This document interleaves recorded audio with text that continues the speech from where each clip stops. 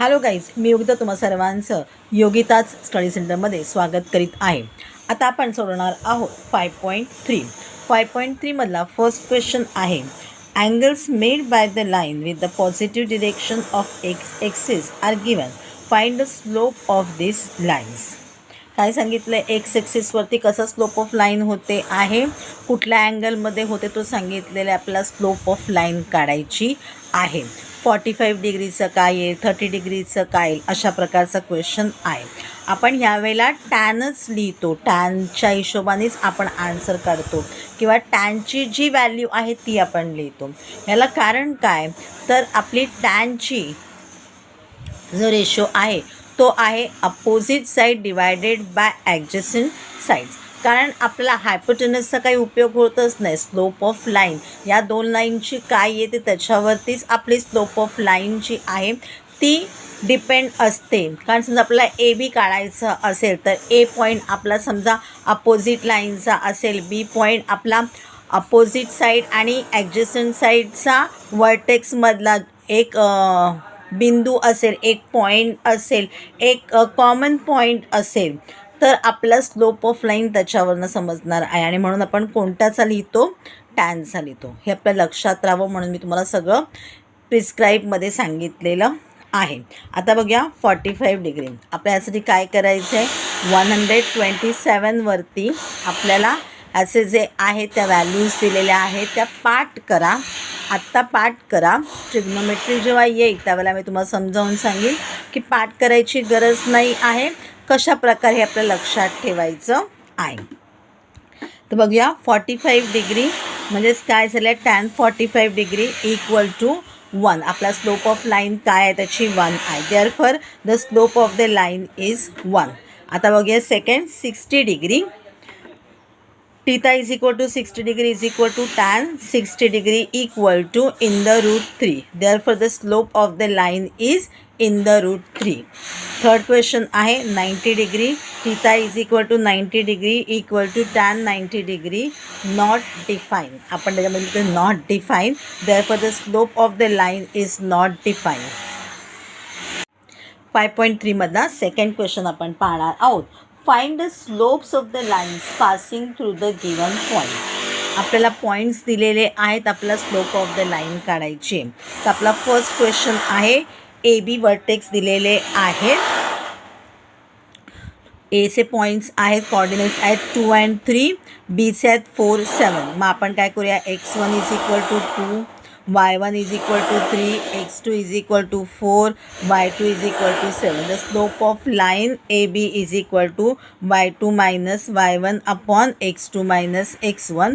म्हणजे 7 minus 3 divided by 4 minus 2. 7 minus 3 4, 4 minus 2 2, 2 1 जा 2, 2 2 जा 4. म्हणजे आपला स्लोप ऑफ लाईन आला 2. Therefore the slope of line AB is 2. पहिला क्वेश्चन किंवा हा सेकंड क्वेश्चन जो आहे तो आपल्याला आला तर किती मार्कासाठी येणार आहे, 1 मार्कासाठी येणार आहे. सेकंड क्वेश्चन बघूया.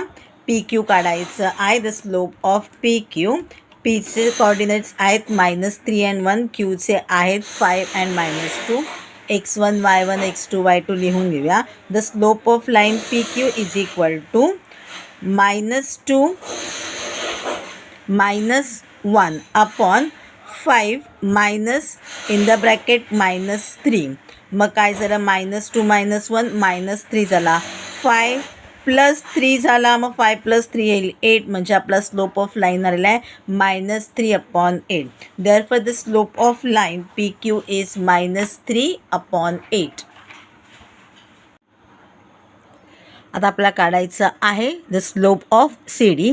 सीचे कोऑर्डिनेट्स आहेत आपले 5 -2, डीचे कोऑर्डिनेट आहेत आपले 7 3. आपण x1 x2 करून घेऊया लेट करून. The slope of line C D is equal to 3 -2 upon 7 -5. 3 + 2 म्हणजे 5 झाला, 7 - 5 म्हणजे 2 झाला. म्हणजे आपला स्लोप ऑफ लाईन आलेला आहे 5/2. Therefore the slope of line CD is 5/2. Fourth sub question बघूया. आपल्याला स्लोप ऑफ लाईन LM काढायचं आहे. Lचे कॉर्डिनेट्स आहेत -2 -3, Mचे कॉर्डिनेट आहेत -6 -8. The slope of line LM is equal to -8 -3 upon -6 -2. 8 + 3 म्हणजे आन्सर आला -5, -6 + 2 म्हणजे आन्सर आला -4. दोन्हीला मायनस आहे, कटआउट झालेला आहे म्हणजे आपला आन्सर आला आहे 5/4. Therefore the slope of line LM is 5 -4 नाही 5/4.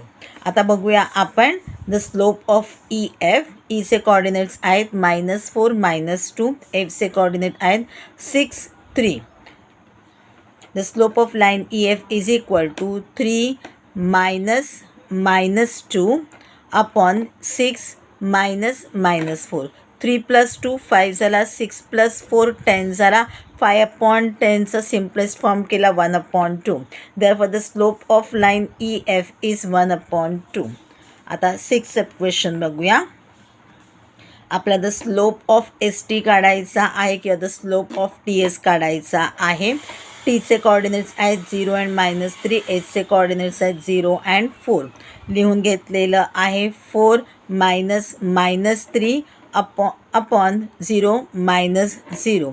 4 + 3 आन्सर आलेला आहे 7. 7ला 0ने डिवाईड केला, आपला आन्सर येणार आहे 0. Therefore the slope of line ST is not defined.